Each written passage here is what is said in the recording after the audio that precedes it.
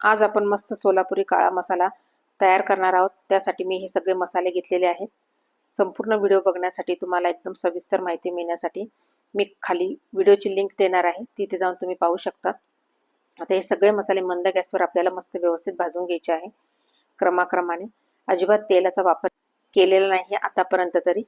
आता हे सगळे कोरडे मसाले आपल्याला हे मस्तपैकी असे खमंग भाजून घ्यायचे आहे आपल्याला। आता हे सगळे मसाले भाजून झाल्यानंतर आपल्याला इथे मी थोडंसं तेल घालून घेतलेलं आहे आणि त्यामध्ये हळकुंड हे तळून घेतलेले आहे आणि त्यामध्येच आपल्याला खडा हिंग तो पण तळून घ्यायचा आहे। त्यानंतर त्याच तेलामध्ये आपल्याला खोबरं जे आहे ते व्यवस्थित भाजून घ्यायचं आहे। खोबरं भाजताना मात्र अजून थोडंसं तेल घालायचं आहे।